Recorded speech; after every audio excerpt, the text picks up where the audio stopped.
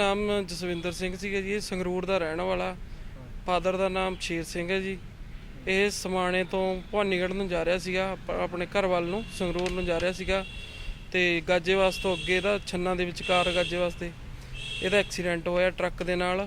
Pickup ਗੱਡੀ 'ਚ ਜਾ ਰਿਹਾ ਸੀਗਾ ਇਹ, ਤੇ ਔਨ ਦੇ ਸਪੋਟ ਇਹਦੇ ਆਪਣਾ ਪਾਈਪ ਨਿਕਲ ਗਿਆ ਦੀ ਛਾਤੀ ਦੇ ਵਿੱਚ ਦੀ, ਤੇ ਉਹਦੇ ਨਾਲ ਮੌਕੇ ਦੀ ਡੈਥ। ਟਰੱਕ ਵਾਲਾ ਓਵਰਟੇਕ ਕਰ ਰਿਹਾ ਸੀਗਾ ਜੀ। ਠੀਕ ਹੈ, ਮੌਕੇ ਤੇ ਜਿਹੜੇ ਮੌਜੂਦ ਸੀਗੇ ਉਹਨਾਂ ਨੇ ਦੱਸਿਆ ਵੀ ਓਵਰਟੇਕ ਵਾਲਾ ਸੀ, ਜਿਹੜੇ ਮੌਕੇ ਤੇ ਮੌਜੂਦ ਸੀਗੇ ਲੋਕ। ਹਾਂਜੀ, ਆਪਣੇ ਕੋਲ ਅੱਜ ਸਵੇਰੇ 11 ਕੁ ਵਜੇ ਇੱਕ ਡੈੱਡ ਬੋਡੀ ਆਈ ਹੈ ਤੇ ਜਸਵਿੰਦਰ ਸਿੰਘ ਦੀ।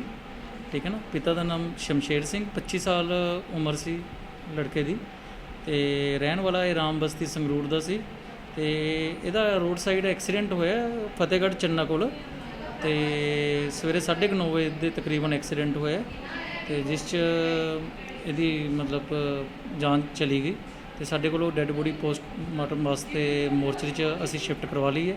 ਤੇ ਜਦੋਂ ਹੀ ਉਹਦੇ ਕਾਗਜ਼ੀ ਆ ਜਾਂਦੇ ਨੇ ਤਾਂ ਆਪਾਂ ਉਹਦੀ ਅੱਗੇ ਪੋਸਟਮਾਰਟਮ ਕਰਕੇ ਬੋਡੀ ਉਹਨਾਂ ਦੇ परिजनों ਨੂੰ ਦੇ देंगे। बाल संघ के साथ पुरुषोत्तम कौशिक समाना न्यूज़।